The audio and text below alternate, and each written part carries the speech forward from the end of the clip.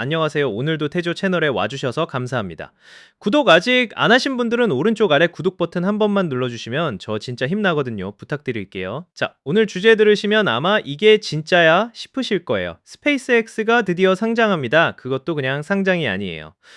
기업 가치 1조 7,500억 달러, 우리 돈으로 환산하면 대략 2,400조 원 규모의 IPO가 예고돼 있고 이단 한 번의 상장으로 증시 역사상 최대 기록을 갈아치울 가능성이 높습니다. 그런데 그것보다 더 재밌는 게 있어요. 바로 일론 머스크가 상장 이후에도 이 회사를 거의 혼자 통제할 수 있도록 설계된 지분 구조입니다.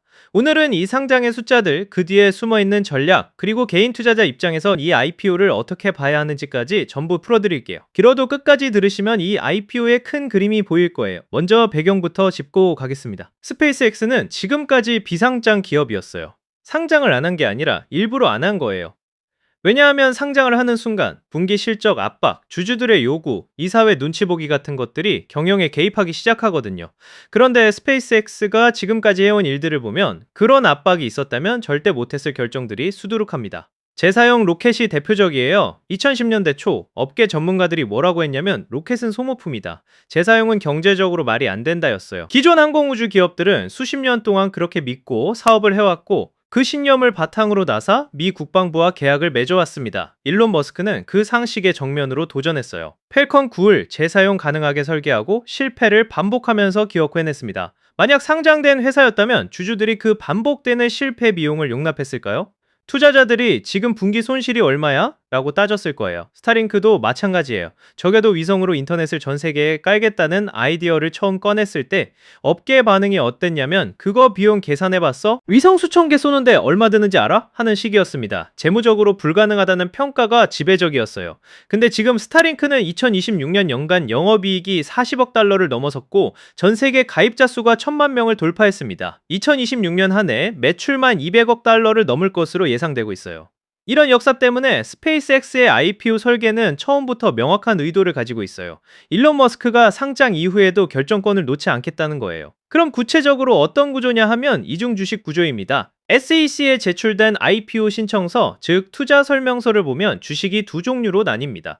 일반 투자자들에게 팔리는 건 클래스 A 주식이고 이건 1주당 의결권 한 표입니다. 반면에 내부자들, 즉 머스크와 일부 창업 초기 임원들이 보유한 건 클래스 B 주식인데 이게 1주당 의결권이 10표예요. 숫자로 보면 더 명확해요. 머스크는 스페이스X 전체 지분의 약 42%를 보유하고 있어요. 그런데 슈퍼 의결권 주식 덕분에 전체 투표권의 약 79%를 혼자 행사할 수 있게 됩니다. 지분은 절반도 안 되는데 의결권은 80%에 가깝다는 거죠. 거기에 머스크는 상장 이후에도 CEO, CTO, 이사회 의장직을 동시에 맡습니다. 9명으로 구성된 이사회의 의장도 본인이에요. 그것만이 아닙니다. IPO 신청서 안에는 일반 주주들의 권한을 제한하는 조항도 포함되어 있어요. 이사회 선임에 대한 주주의 영향력을 줄이고 법적 분쟁이 생길 경우 중재로만 해결하도록 강제하고 소송을 어디에 제기할 수 있는지도 제한합니다. 한마디로 주주가 경영의 목소리를 내기 어렵게 설계된 거예요. 이게 나쁜 건지 좋은 건지를 논하기 전에 비교를 하나 해볼게요. 마크 저커버그의 메타랑 비교하면 어떠냐? 머스크의 구조가 저커버그보다 훨씬 더 강한 통제권이에요. 저커버그도 이중주식 구조로 메타를 운영하지만 머스크가 설계한 스페이스X 구조는 그보다 훨씬 집중도가 높습니다. 그리고 이 구조를 이해하려면 테슬라 얘기를 빼놓을 수가 없어요. 테슬라는 2010년 상장할 때 이중주식 구조를 도입하지 않았어요. 그냥 일반 상장이었죠. 그 이후에 머스크는 트위터 인수자금을 마련하기 위해 테슬라 주식을 대거 팔았고 그 결과 테슬라에서의 지분이 약 13%까지 떨어졌습니다. 그러자 머스크가 2024년에 테슬라 주주들에게 요구한 게 있어요. 최소 25%의 의결권을 보장해달라는 거였어요. 회사에서 의결권이 줄어드니까 보장을 따로 요청한 거죠. 이게 테슬라와 꽤 큰 갈등을 일으키기도 했고요. 스페이스X IPO는 그 실수를 반복하지 않겠다는 거예요. 처음부터 구조 자체에 통제권을 박아 넣은 겁니다. 그럼 왜 투자자들은 이런 조건에도 투자를 하려는 걸까요? 여기서 ARK 인베스트의 분석이 들어옵니다. ARK는 스페이스X를 자신들의 벤처펀드에서 가장 비중이 높은 투자처로 두고 있어요. 전체 순자산의 17%가 스페이스X예요. 그리고 ARK가 발표한 투자 가이드에는 왜 1조 7,500억 달러 밸류에이션이 정당화될 수 있는지를 6가지 근거로 설명해놨습니다. 첫 번째는 스타링크입니다.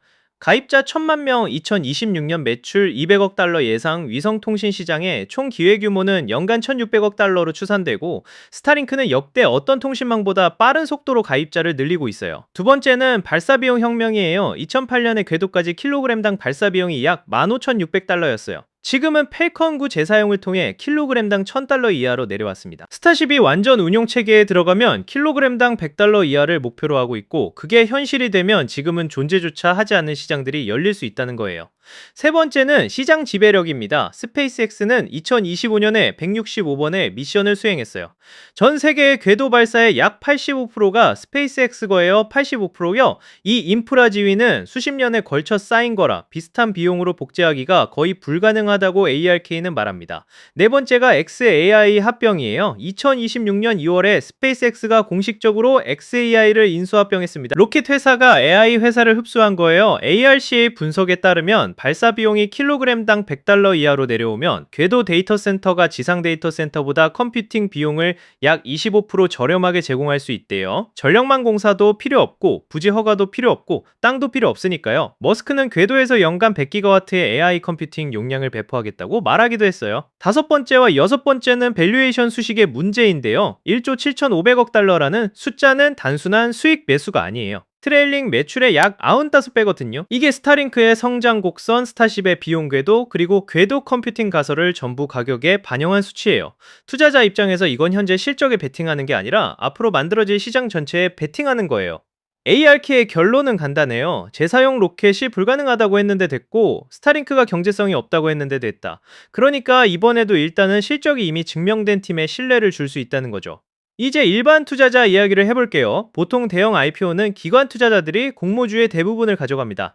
개인한테 돌아오는 건 전체의 10% 안팎인 경우가 많아요. 그런데 스페이스X는 공모 물량의 최대 30%를 개인 투자자에게 배정할 계획이라고 합니다. 대형 상장 기준으로 일반적인 수준의 3배예요. 이게 왜 의미 있냐면 스페이스X 입장에서는 개인 투자자들이 단순히 돈을 가져다 주는 게 아니라 고객이자 지지자가 될 수 있거든요. 스타링크 가입자, 펠컨 9 발사를 응원하는 사람들, 화성 이주를 꿈꾸는 사람들, 이 사람들이 주주가 되면 제품 충성도와 주주 충성도가 같이 움직여요. 브랜드 입장에서 이만큼 좋은 구조도 없죠. 로드쇼는 6월 8일 주에 시작될 것으로 알려져 있고, 나스닥 상장이 유력하고 모집 금액은 750억 달러로 알려졌습니다.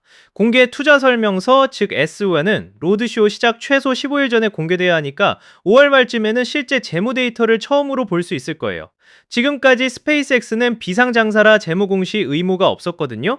그 숫자가 공개되는 순간이 사실 이 IPO에서 제일 중요한 시점 중 하나가 될 겁니다. 마지막으로 한 가지만 더 짚고 가겠습니다. 머스크의 통제권 구조를 어떻게 볼 거냐는 건데요. 싫어하는 사람들은 이렇게 말해요. 주주 민주주의를 무시한다. 내 돈이 들어가는데 내 목소리가 없다는 게 말이 되냐? 지지하는 사람들은 이렇게 반론해요. 지금 스페이스X가 있는 건 수십 년 동안 누구 눈치도 안 보고 롱샷에 베팅했기 때문이다. 그 결정을 위원회가 했다면 펠컨일도 못 날았다. 어느 쪽이 맞다고 단정하기 어렵긴 한데 분명한 건 이 구조 자체는 새로운 게 아니에요. 구글, 메타, 스냅, 도어대시 많은 테크 기업들이 이중주식 구조를 써왔어요. 차이는 머스크의 집중도가 그 중에서도 훨씬 강하다는 점이고, 그게 투자자들에게 어떻게 받아들여질지는 결국 S1이 공개된 다음에 가봐야 할 것 같아요. 그게 5월 말이 되든 6월 초가 되든 그 시점에 또 업데이트 영상으로 찾아오겠습니다. 오늘 영상 도움이 됐으면 좋아요 눌러주시고 스페이스X IPO 업데이트 놓치지 마시려면 알림 설정까지 부탁드릴게요. 다음에 또 봬요.